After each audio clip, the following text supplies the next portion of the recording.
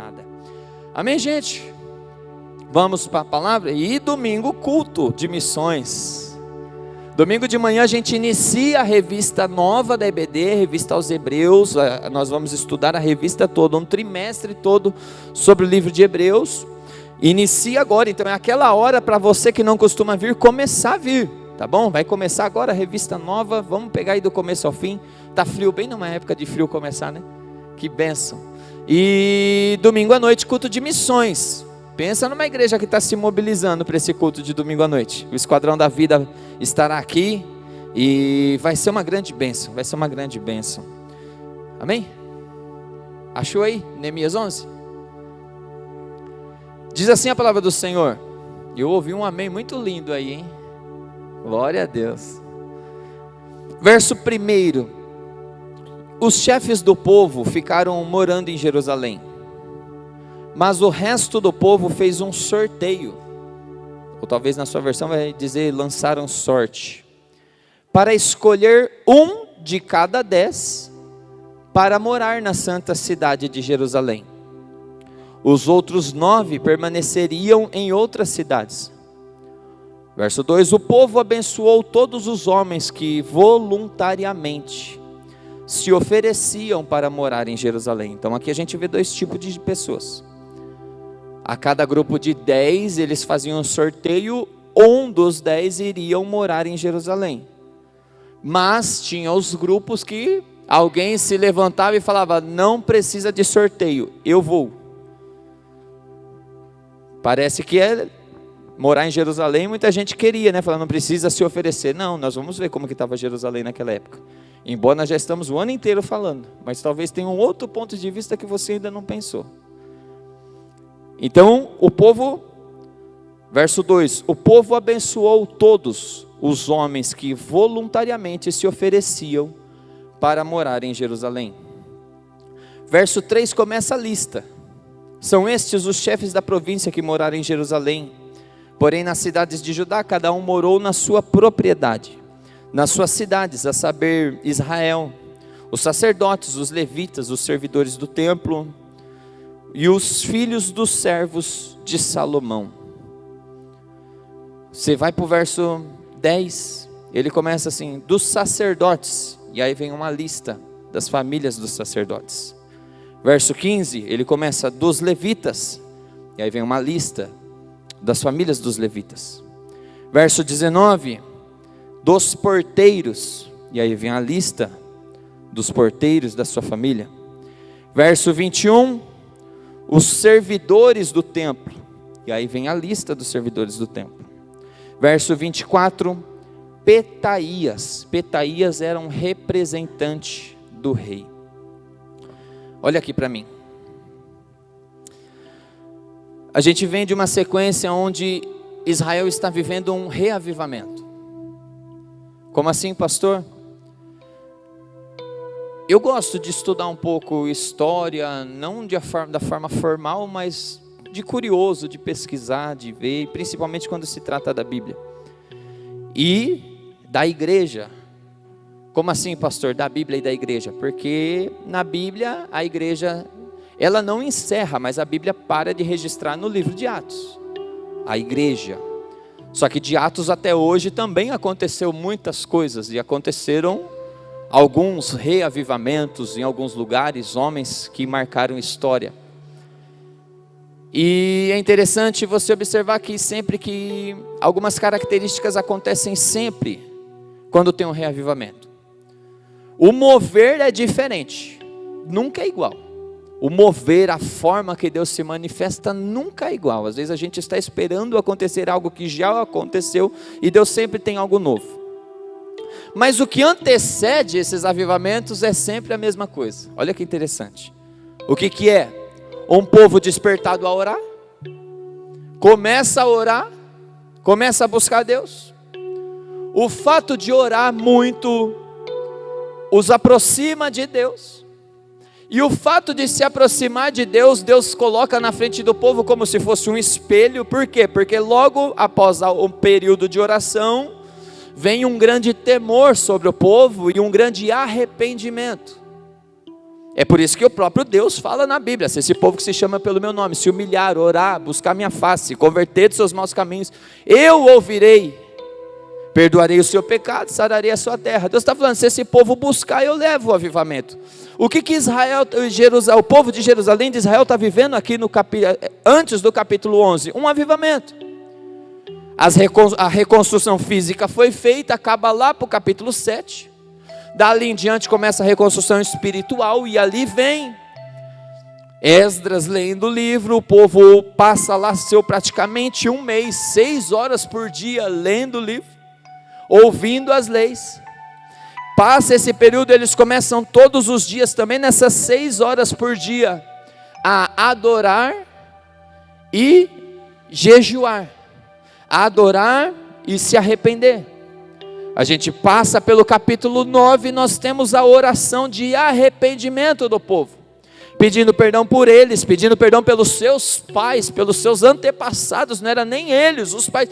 O temor de Deus vem tão grande que eles começam a pedir perdão pelos pecados dos seus pais, dos seus avós, de toda a sua história, para que Deus mude a situação e eles comecem a viver a plenitude da presença de Deus. E aí é isso que antecede o avivamento.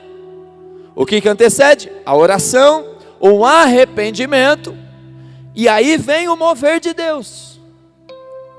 O mover de Deus vem, e quando o mover de Deus vem, nós não estamos falando de rodopiar, de fazer aviãozinho, de fazer um monte de coisa. O mover de Deus vem gerando neles um quebrantamento, e ali acontece o que aconteceu no capítulo 10. Eles fazem um pacto com Deus. Nós falamos desse capítulo a semana passada. Eles fazem um pacto com Deus. E qual é esse pacto? 3 bases, tem algumas, mas 3 bases que é muito claro no capítulo 10. Eles falam: nós não vamos mais nos misturar com o povo de fora, nós vamos ser um povo santificado. Santificado significa separado. Então eles falam: nossas filhas não vão casar mais com os filhos de outras terras, nós não vamos mais misturar o nosso povo. Isso não é questão de racismo ou de algo desse tipo, de alguma distinção, mas não, é o povo de Deus que precisa ser separado do povo que não é de Deus. Eu falei a semana passada aqui: pastor, eu não posso conversar? Pode. Esse povo precisa ser evangelizado, esse povo precisa ser alcançado pelo evangelho. E quem está encarregado de levar o evangelho a esse povo? Nós, a igreja. A grande questão é quem te influencia. Aí que vai mudando. Os influencers hoje são pessoas que têm uma multidão de seguidores na internet. Eles fazem regras, eles ditam as regras e o povo vai atrás.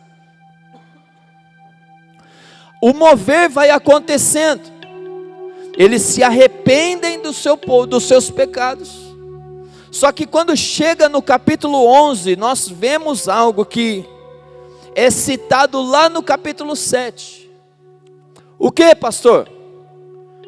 A cidade de Jerusalém ainda está vazia, não 100% vazia, tem gente morando nela. O versículo 1 começa dizendo: os chefes do povo ficaram morando em Jerusalém. Então tem gente morando em Jerusalém, mas o povo, de um modo geral, ainda não está morando em Jerusalém. E ali vem a consequência de um avivamento. Como assim, pastor? Jerusalém para aquele povo começou pela história, pelas perseguições, pelas guerras que eles perderam, pelos pecados que eles cometeram, pelas histórias dos seus pais. Um lugar não tão prazeroso de se estar, mesmo sendo a cidade de Deus, escolhida por Deus. Mas um lugar que talvez não traziam boas memórias. Você olha, talvez fisicamente ainda em ruínas. Por quê, pastor? Ruínas, se nós passamos 10 semanas falando de reconstrução, sim. Mas quando nós estávamos no capítulo 7, nós vimos que foi reconstruído o muro, foi reconstruído portões, mas as casas ainda não haviam sido reconstruídas. A gente precisa observar e falar algo que foi falado quando nós falamos do capítulo 7. Uma ordem que é estabelecida, que é ditada hoje, quando eu vejo o livro de Neemias, aparentemente essa ordem não é respeitada. E na verdade, se alguém não está respeitando, não é a Bíblia, somos nós. Como assim, pastor? Nós temos a sequência que nós costumamos falar. Primeiro Deus, e é verdade, isso é indiscutível. A gente fala assim, segundo família, minha casa. Aí talvez alguns falam terceiro, meu emprego. Quarto, a igreja. E nós vamos ver a ordem das reformas que foi feita em Neemias. Nós vemos que antes de Neemias, no livro de Esdras, a primeira coisa que foi reconstruída foi o templo. Depois do templo reconstruído, Neemias vem, reconstrói os muros e coloca as portas nos muros. Chega no capítulo 7, já tem templo reconstruído, tem muro reconstruído, porta, mas as casas ainda não. O que nós precisamos entender aqui é, a grande questão não é tanto a ordem no sentido de planilha, primeiro, segundo, terceiro. O que Deus está querendo nos ensinar aqui é, não tem como você reconstruir a sua família, se o altar ainda não estiver sido reconstruído. Não tem como querer reconstruir o seu lar, se o relacionamento com Deus ainda não foi sido reconstruído. Existe uma ordem. Quando nós falamos Deus primeiro, nós falamos muito disso no dia, não é simplesmente um devocional de 20 minutos, meia hora de manhã, antes de trabalhar e falar, pronto, já pus Deus primeiro, agora eu gasto o resto das 23 horas e meia do meu dia, correndo atrás das minhas vontades e dos meus interesses, e falar, Deus é primeiro. Não, não é isso. Não é assim que funciona com Deus. Quando nós colocamos Deus como prioridade, nós não conseguimos enxergar mais nada para nós mesmos, interesses pessoais. E tudo tem que se encaixar no propósito de Deus. Pode ser que Deus queira que você faça uma faculdade. Pode ser. Pode ser que Deus queira que você seja um grande empresário. Pode ser. Eu não estou falando que não. Pode ser que Deus queira que você seja bem-sucedido financeiramente. A grande pergunta é, e se Deus não quiser? Como que vai fazer? Qual que é a decisão? Pode ser que Deus queira te curar. A pergunta é, e se Deus não quiser? Vai ficar em crise. Pode ser que Deus tire de você a vontade de pecar. Mas muitas pessoas passam a vida inteira lutando contra o desejo de pecar. Isso não dá brecha para pecar. Mas quantas pessoas é liberto? Eu uso ele como exemplo sempre quando eu vou falar. Todo mundo sabe que o Genísio, Deus libertou ele do crack. E vira e mexe, eu converso com o Genísio e falo, Genísio, você não tem mais vontade? Eu estava conversando com meu sogro no domingo, meu sogro também, Deus libertou ele do crack também. Ele falando, Deus fez um negócio na minha vida, eu não tenho mais vontade, nunca mais tive vontade, nunca mais tive desejo. Com o Genísio é diferente, ele fala, vira e mexe, pastor, eu estou dormindo, eu sonho e eu acordo com o gosto do crack.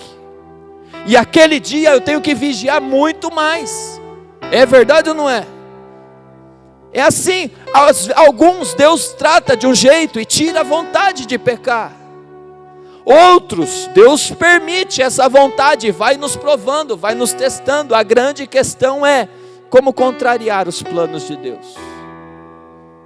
Quem tem coragem de contrariar a forma de Deus trabalhar? O povo está lá agora arrependido, vivendo um avivamento, e agora precisa dar uma resposta a esse avivamento. Essa resposta do avivamento é olhar para as ruínas da sua vida, da sua história, e ruínas que geralmente nós não queremos colocar a mão, ruínas que geralmente não queremos tocar no assunto. Falar de ruínas da nossa história, geralmente a gente muda de assunto, dá uma risadinha e vamos para outro assunto, porque dói. Porque desperta lembranças talvez não tão agradáveis, talvez não, com certeza, porque estamos falando de ruínas. E muitas vezes na nossa vida nós olhamos para isso e falamos, não vou mexer com isso. Você quer saber? Eu vou sair de Jerusalém, vou ficar numa outra cidade que já está tudo estruturadinho, tudo bonitinho, e larga Jerusalém para lá. E Deus te trouxe hoje aqui para falar: não, é o tempo de voltar a esses lugares de ruínas para reconstruir. As ruínas não vai ficar para sempre em ruínas, é tempo de reconstrução. Pastor, como assim? Quando chega no capítulo 7, verso 4, você vai ver que o povo ainda não estava morando em Jerusalém, porque as casas ainda não haviam sido reconstruídas. Quando a gente chega no capítulo 11, o povo está voltando para Jerusalém. Eles fazem um sorteio, a cada 10 pessoas, sorteava uma pessoa para ir morar em Jerusalém, para voltar a povoar a cidade. Por quê? Talvez nós, falando da reconstrução, nós imaginamos, qualquer um vai querer morar em Jerusalém, afinal é a cidade de Deus, afinal os muros estão novinhos, os portões estão funcionando. E no capítulo 9 nós vemos que também já tem os guardas nos portões. No capítulo 7, perdão, já tem os guardas nos portões. É um condomínio fechado, com segurança na porta para entrar. Quem passou pela série das 10 portas sabe. Uma porta era a porta dos peixes. O que é a porta dos peixes? A porta onde praticamente tinha uma feira por ali. Movimento. Gente entrando e saindo, comprando e vendendo. Movimentação de dinheiro, movimentação de pessoas. Outra porta, a porta dos cavalos. O que é a porta dos cavalos? Aonde o exército parava para ouvir a ordenança do seu senhor, tanto do rei quanto do general, do comandante do exército, para receber as instruções da guerra.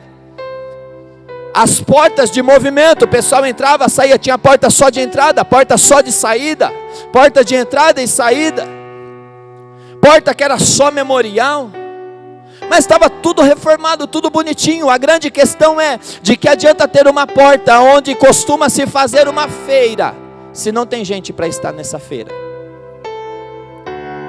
De que adianta você passar diante de uma porta que foi reconstruída por causa do exército, porque o exército, os cavalos entravam e saíam por ali, só que não tem o exército mais?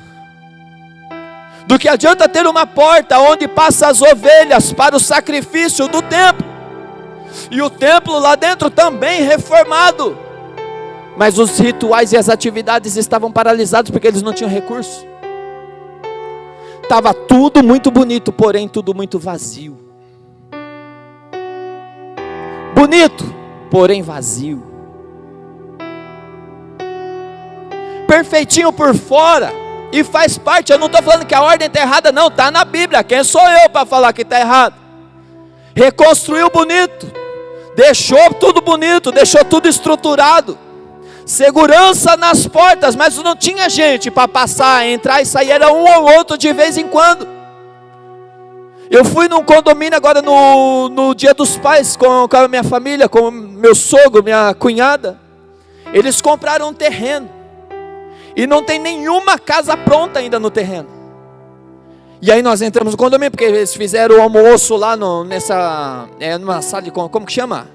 Espaço gourmet. Esses negócios de condomínio é chique, né? Espaço gourmet dentro do condomínio, mas não tinha uma alma lá dentro, só nós.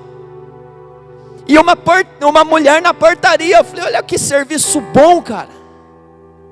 Porque hoje ainda, Dia dos Pais depois entrou umas pessoas para ver terreno e tal, mas do tempo que nós ficamos lá, entrou 2 carros fora da nossa turma. É mais ou menos o que Jerusalém está vivendo. Passa um de vez em quando, passa outro de vez em quando, mas não tem comércio, está vazio, lindo, reformado. Só que o avivamento não para na reforma física, agora é hora de continuar. Mas ninguém quer continuar, ninguém quer, ou pelo menos a maior parte das pessoas, abraçar algo e morar num lugar em que não tem um supermercado por perto, em que não tem. Hoje o banco é tudo digital, né? Mas há pouco tempo atrás não tinha um banco, uma lotérica para você pagar suas contas. Se fica ruim, um hospital é muito longe. Construção de muro, ok. Portas, ok. Templo, já estava reformado, ok. Mas e toda a infraestrutura? Se não tem gente, não tem por que ter a infraestrutura. Para que construir um supermercado num sítio? Para que construir um hospital gigantesco numa cidade para 5.000 habitantes? É tudo proporcional às necessidades. Se não tem gente, não tem necessidade, não tem infraestrutura. A grande questão é o perigo de entrar num ciclo vicioso. Não tem gente, não tem necessidade, não constrói. Não construindo, não vai ter gente, nunca vai ter necessidade e nunca vai reconstruir. Está entendendo? E aí vai continuar nessa vida, numa conformidade com tudo, tá bonito, para que mexer? Neemias fez um trabalho legal, Neemias, ok, pode voltar lá, ser copeiro do rei novamente. Esquece, já está bonitinho aqui seu papel, ó, parabéns. 52 dias para fazer a obra que você fez. A reconstrução foi a coisa mais simples que ele fez ali.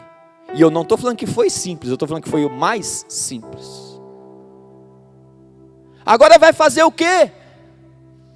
O povo está olhando e não tem mais o interesse de habitar em Jerusalém. Jerusalém não é mais um lugar atrativo para o povo, e não sendo atrativo, ninguém quer morar. Não tendo infraestrutura, as primeiras pessoas que morarem terão que ter trabalho para construir a infraestrutura.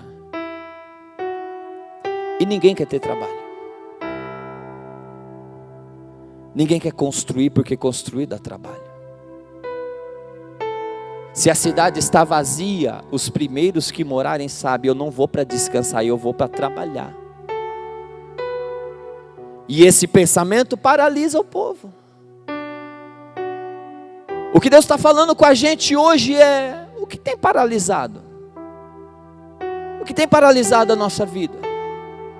Qual que é o medo de construir? Talvez a gente olha para a nossa família e já não tem mais infraestrutura, já foi tudo de água abaixo, e a gente olha e fala: deixa quieto isso aí. Talvez a gente olha para o nosso ministério, para aquilo que um dia ardeu no nosso coração, e devido a infinitas possibilidades, situações, a infraestrutura para isso, Rafão, desabou. E agora, ao invés de eu querer reconstruir aquilo que ficou pelo caminho, eu prefiro abrir mão de estar na cidade de Deus, na cidade estabelecida por Deus, para onde Ele quer que eu esteja, para ficar aonde? Para mim é mais confortável, porque tem uma infraestrutura. Deus está nos chamando hoje para entender que é preciso ter disposição para reconstruir. As casas no capítulo 7 não haviam sido reconstruídas. No capítulo 11, o povo já está voltando para as casas. Eu procurei entre o capítulo 7 e 11, ou em algum outro texto, que hora que essas casas foram reconstruídas. Eu não achei. Eu não achei. O que eu entendo aqui é: todo mundo reconstruiu os muros, todo mundo reconstruiu os portões. Na caminhada da vida, Deus coloca pessoas ao nosso lado para nos ajudar na reconstrução, mas isso não isenta a parte que tem que ser só nós e Deus. Como assim, pastor? Muito provavelmente essas casas, quando o povo vai voltar, ainda não foi reconstruída. Mas agora não é mais o povo reconstruindo o muro, é cada um reconstruindo a sua casa. É cada um no cuidado da sua casa, na estratégia que Deus vai dando, no direcionamento de Deus. Mas olha, agora, antes era com o povo. Por quê? Porque era a cidade, mas agora é no individual. Deus vai tratando em geral. Só que Deus está olhando e falando: é hora de entrar no seu secreto de novo. É hora de voltar para o particular, porque Deus quer tratar também no particular. Deus quer cuidar de você no tete a tete. Sabe, naqueles dias cansativos, a voz de Deus vai falando ao seu coração. naqueles dias de dor, de solidão. Quantas vezes nós olhamos para a nossa vida e tudo que nós queríamos é alguém para desabafar, é alguém para pedir um conselho, é alguém para pedir ajuda, e nós não encontramos. Quantos de nós não encontramos? Quantas vezes não encontramos? E o que Deus está falando hoje é tranquilo, fica sossegado. É porque na hora que você encontrava, era hora de reconstruir muros e colocar portões. Agora parece que está na solidão, parece que está sozinho, mas é Deus te levantando para construir o seu particular com Ele. É a sua casa, é o seu ambiente, é o ambiente seu e Deus te chamando. E na hora que parece que todo mundo te abandona, a voz do Senhor vem de encontro e fala: pode teu pai e tua mãe te abandonar, todavia eu não te abandonarei. Eles vão reconstruir, eles se levantam para reconstruir. E quando você chega no verso 2, o povo abençoou todos os homens que voluntariamente se dispuseram para voltar a morar em Jerusalém. O voltar a morar em Jerusalém aqui eles se dispuseram para trabalhar. Você consegue olhar por esse ponto de vista agora? Eles não se dispuseram a simplesmente voltar numa cidade de elite, voltar numa metrópole. Eles voltaram, mas o estado que a cidade estava voluntariamente, eu me disponho a trabalhar. É tudo que o Senhor espera de nós, sabe? Às vezes o Senhor vai movendo situações por causa da nossa teimosia, Rafão. Vai apertando aqui, vai apertando ali, vai mudando, vai falando alguns nãos, a gente vai ficando bravo, vai ficando triste, vai ficando decepcionado. E Deus está falando: tudo o que eu queria era que você se movesse voluntariamente para construir o que eu tenho para você. Tudo que eu queria, tudo que eu estava esperando era um coração voluntário. Porque quando você vê o verso 2, o povo abençoou todos os homens que voluntariamente, o voluntariado foi abençoado.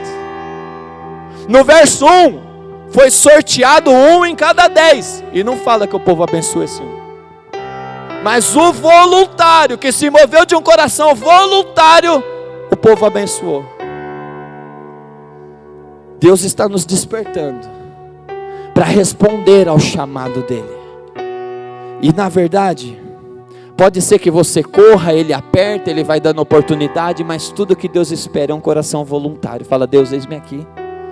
A cidade está em ruína, mas eu estou aqui em disposição.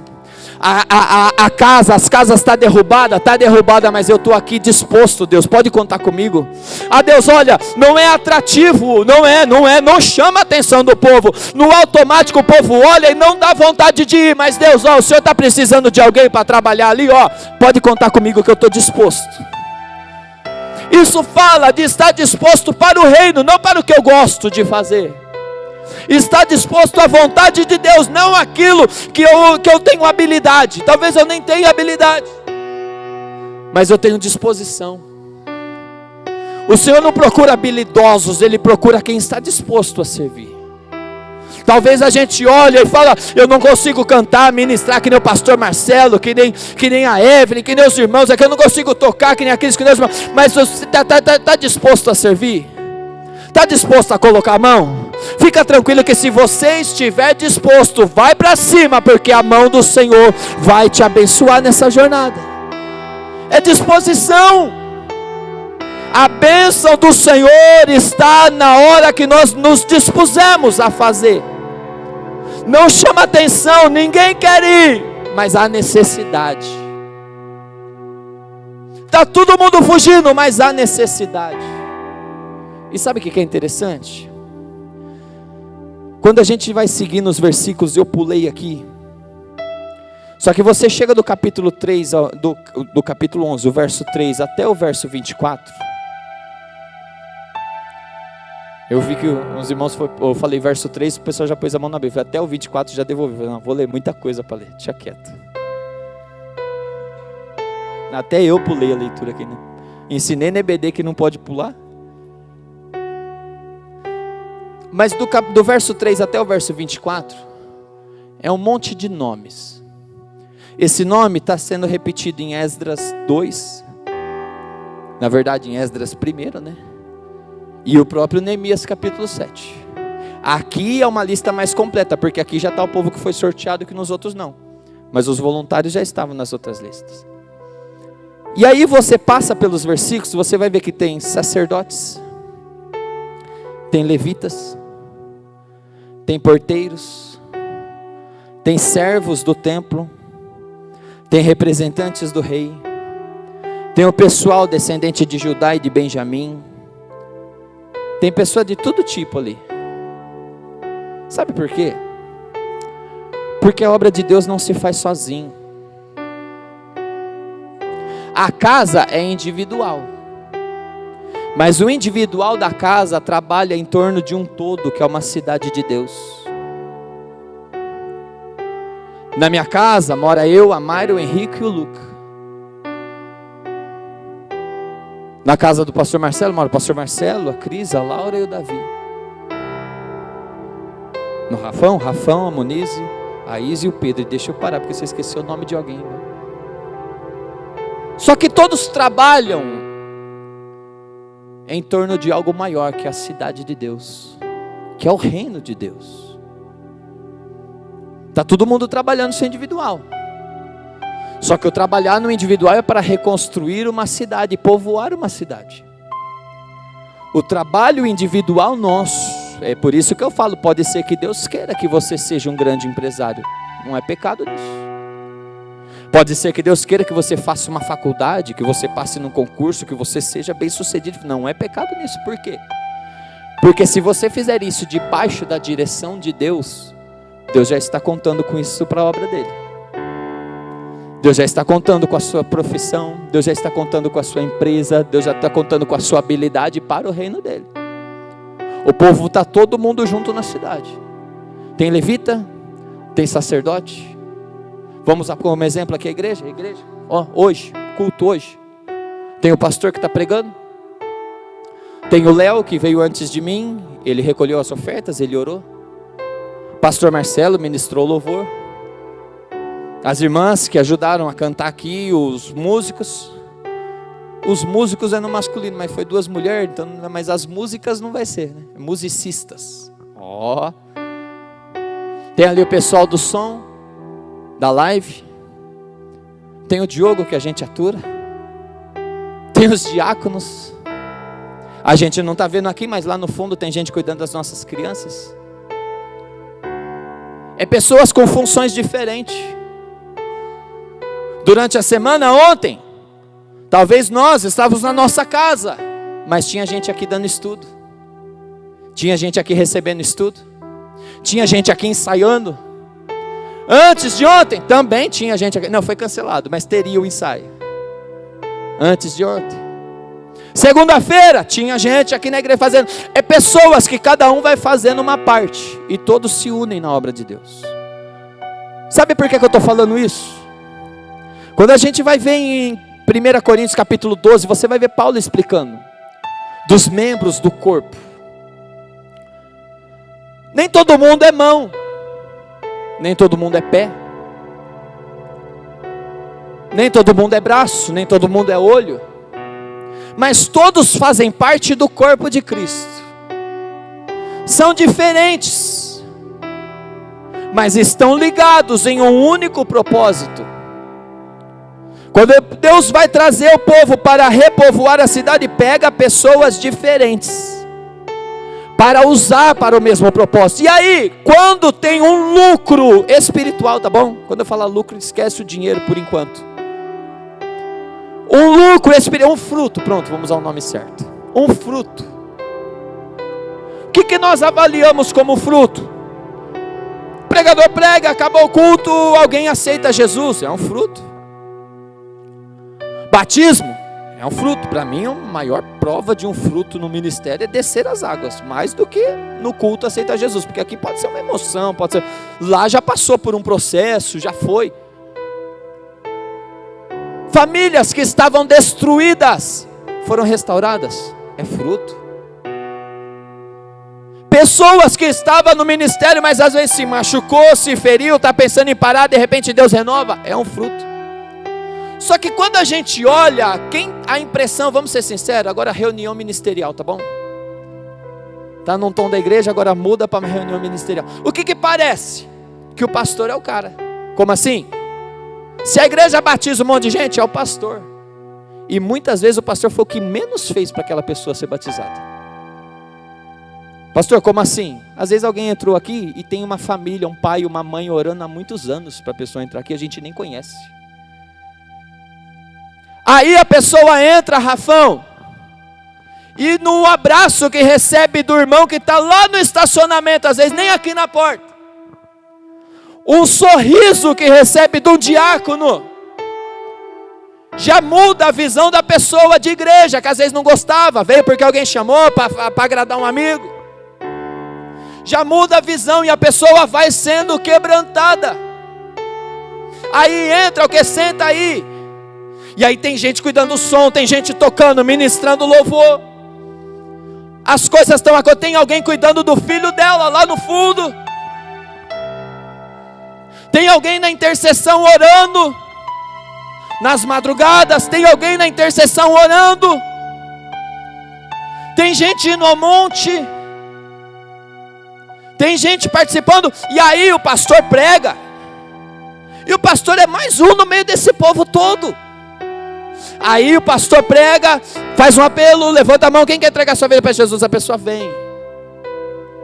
E o perigo do pastor contar como se ele fosse o cara. Quantas almas, quanto povo, e na verdade o pastor muitas vezes é o que menos fez.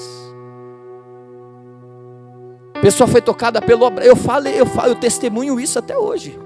Se eu falei 500 vezes, vai 501. Eu me lembro quando eu estava desviado dos caminhos do Senhor. E eu voltei visitar a igreja. Que um amigo meu me convidou. No dia que eu fui, o amigo meu não estava. Conhecia ninguém. Um carinha que eu não conhecia, olhou para mim, eu estava de camiseta e esfriou. Ele de terno. Eu nunca vi ele olhar para mim e falou, tá frio, vai com meu paletó embora. Cara, a primeira vez que eu apareci na igreja, ninguém me conhecia, nem o cara. Eu olhei para o terno dele e pensou, cara, se eu vou embora não apareço mais. Porque a probabilidade era grande disso acontecer. Pergunta para mim, que pregação foi pregada naquele culto? Não lembro. Pergunta para mim, que louvor foi cantado naquele culto? Não lembro. Pergunta para mim, quem estava nesse culto além desse menino? Porque dele eu lembro. Por quê? Porque foi um instrumento de Deus. Deus usa quem está com o microfone, usa. Mas Deus usa quem está na porta. Deus usa quem está no som. Deus usa quem está no louvor. Deus usa quem está no ministério infantil. A reconstrução da cidade de Deus não é apenas para sacerdotes e levitas. A reconstrução da cidade de Deus é para todo mundo. Deus tem um chamado na sua vida. E quantas vezes você se sente para baixo, se sente rebaixado, porque olha, fala, eu não tenho habilidade para falar, eu não consigo, parece que não adianta, eu não tenho. Deus vai te usar do seu jeito. Deus vai te usar no lugar que Ele te chamou. Deus tem um chamado para você num lugar específico. O que Deus precisa, o que Deus espera de nós, não é pessoas habilitadas, mas é pessoas disponíveis a servir. É o reino de Deus. Eles vão reconstruir a cidade. Cada função importa. Cada ministério importa. Cada departamento importa. Nós precisamos trazer essa responsabilidade, porque agora virando o jogo, o que acontece? Não é responsabilidade apenas de quem vai pregar ou quem vai ministrar o louvor, orar e jejuar antes do culto. Não é responsabilidade de quem vai pegar no microfone apenas. É lógico que é responsabilidade de quem vai pegar no microfone, mas não é apenas de quem vai pegar no microfone a responsabilidade de interceder pelo culto, de interceder para que vidas sejam salvas, de interceder para que vidas sejam alcançadas. É responsabilidade de todos nós, porque Deus chama todos para repovoar a sua cidade. Deus está nos chamando a um despertamento. Despertamento de olhar e falar: não, Deus colocou um chamado na minha mão.